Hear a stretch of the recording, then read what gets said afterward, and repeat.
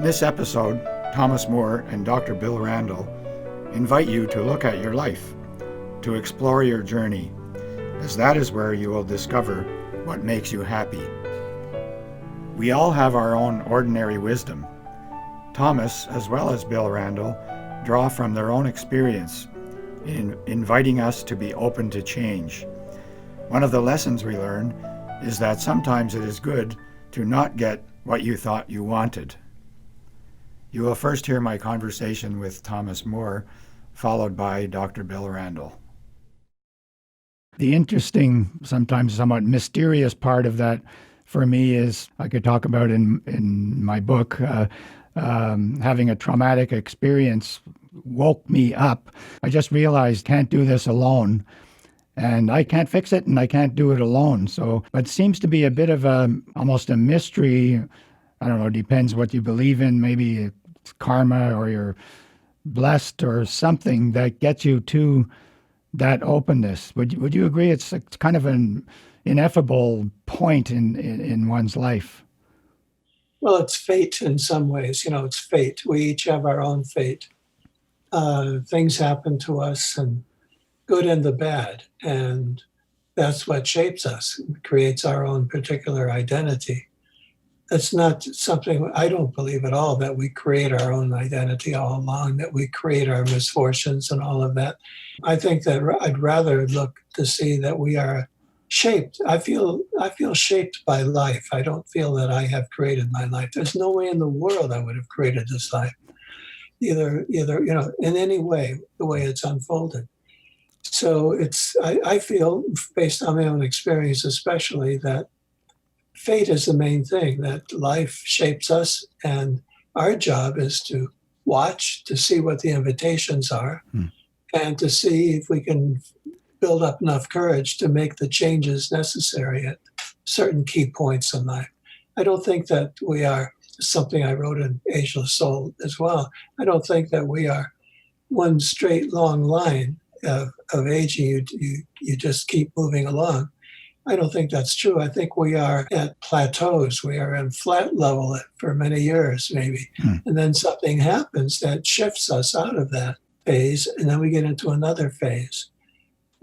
Emerson said this. I quote Emerson about that he said that life is not a straight line. It's an ascension of state, he said. It's moving along, but we are moving in chunks. We're not moving steadily, and we're not going upward. So that means that at certain points, there are going to be moments of initiation, moments of decision, and maybe fateful moments like an illness or a loss of a relationship or a death. Or on the positive side, it might be a career development, a very positive career development, a great new job, or moving to a place you love. There's so many things that can happen that are good and bad that can serve as these initiation points. That's aging. But it lets us know that we are not just going along progressively. We were not just progressing. We are doing this from big moments in life. That's why I think when you look at the narrative of your life, really good idea to see those particular moments of change. Mm-hmm. Both perhaps not pleasant and pleasant, or not pleasant that end up being better than before. So that's right. Yeah. That's right. You never know. Sometimes the worst experiences turn out to be the best. Mm-hmm. The example I always give is being denied tenure at a university. I thought it was the worst thing that happened to me. Turns out to have been the best thing that ever happened. So even though I was a little sad at the moment, because that's what I wanted to do with my life, turns out that everything, life began to really happen once I got out of the university. Mm-hmm. Well, what is it? Ludwig Wittgenstein called being a university professor living death, So, however, I have been one for 30 years and probably for another year or so, but I have to say my academic career has been, very blessed, very fortunate, because I was hired to do the job that I'm doing with a new program. And I've also had a lot of influence on who I've hired over the years, like Bill Randall and a couple of other people. So I have not had to face the the very difficult challenges that a lot of my colleagues do being a professor. So a bit of an anomaly, probably. I'm thankful for that. We just heard from Thomas More, who talked about fate. And we're now going to hear from Bill Randall, who calls it being willing to look at your life. An interesting question that comes up, that came up for me, and when I wrote the book and in my own, just generally working in this field with younger and older folks, is the question, how do we get to being willing to look at our life, or realizing our life is a story, or being willing to look at that? Going back to Thomas More, he called it fate. I asked him that question about why are some folks interested in this and some folks are not very self-reflective about their life. And he mentioned fate, that kind of time, when your time is there, it will appear. Would you agree with that, or would you have your own kind of different twist on that? Well, I think I can agree with the idea that delving into your story is not everybody's cup of tea. Researchers have shown that not everybody, as they get older, has this urge that Erik Erikson said we automatically do, which is to review our lives. That life review, which I happen to think is an important developmental task in the second half of life, is not something everybody gravitates towards naturally, or perhaps doesn't feel like they have the encouragement or support from others to engage in. Because once you open that door of reviewing your life, the ups and downs, the good, the bad, and the ugly, it's a Pandora's box that you can be opening up. I remember a conversation that you and I had with a friend of ours after we'd written our book, Restoring Our Lives, and we were waxing on quite enthusiastically about the ideas in that book. And our friend said, but you can get lost in your own story. I still remember that day, and I remember that comment.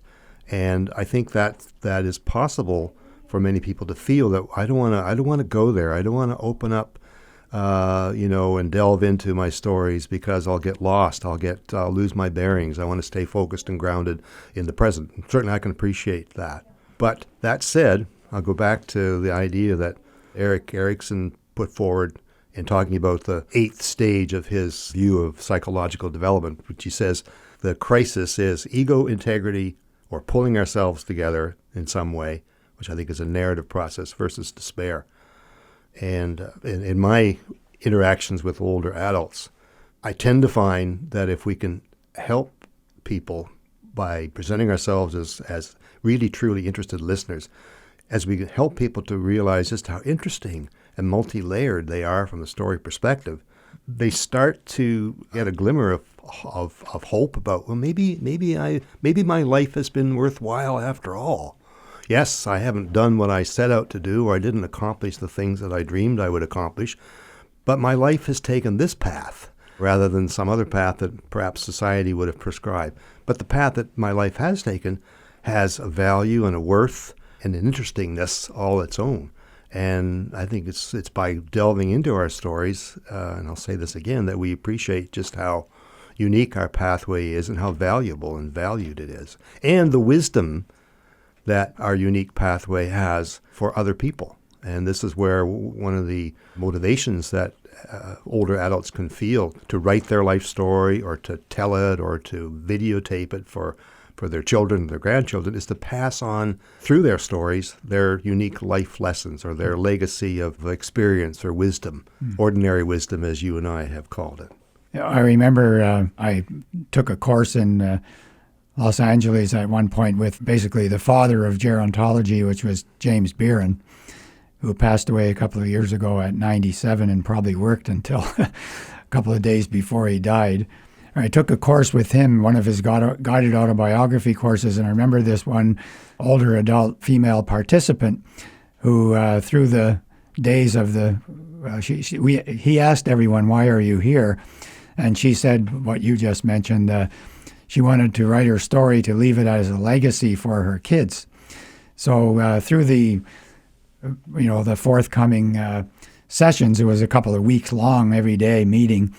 and we would write something in the evening and share it the next day with the group. Anyway, we got towards the end of the course, and he asked people to say whether they have changed or what they've gotten out of the course. And she said, well, she said, I came here totally to write my life story, to give it to my children, but I've decided no. I've decided that there's too much in there and I don't want it shared with my children, and I'm going to rip it up when I leave here. So that was an interesting, so everybody laughed and commiserated with her, but that was an interesting observation. And going back to the issue of when we get it, I know you've written a paper about this, about getting the story thing, that you start to look at everything from a story perspective. I think that many people arrive at that point through unpleasant things that happen to them in their lives. I think whether you look at many of the spiritual traditions or you look at 12-step programs, many people arrive when in the 12-step program, they call it hitting bottom, but they arrive at a point where they cannot control their life anymore. They realize they cannot control what they have always controlled before, and they also realize they can't do it alone. I think those are the two things that bring many of us to across-the-board sort of interest or attraction to some sort of life review or storying our life. I don't think you can force anybody to get to that point, but you mentioned wisdom before, and you can set up conditions, which I think you've also touched on through, we have a term we came up with called a wisdom environment, where you can set up certain conditions to make it comfortable, to invite people to tell their stories in a non-judgmental way. And that may attract a lot of people who are sort of on the borderline, as you suggest. And, well, I've never done this before, but there's some friends going to this course, so maybe I'll try it, that sort of thing. Yeah, just to respond to that, there is a saying in the First Nations world about it takes a whole village to bring up a child. And I like to sort of modify that to say it takes a whole community of people to help an older person become an elder, capital E, to discover the elder within. And I've run across a phrase recently used by my colleague and friend Karen Scheib, who's a pastoral theologian at Emory University in Atlanta. And she writes about how we can be story companions for one another.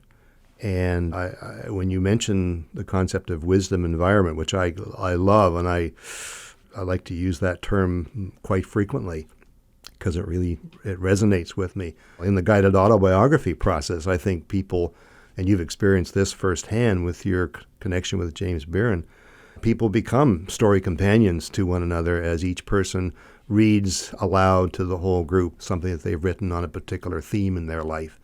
And people respond, say, oh, wow, and that's interesting, and so forth. And as I recall, one of the benefits of that kind of guided autobiography process, and that's just one example, is that people feel more meaning in their lives. They feel more connected to their own past, and they feel more open and maybe hopeful about the future. And they feel more of a kindred spirit with their fellow group members as well.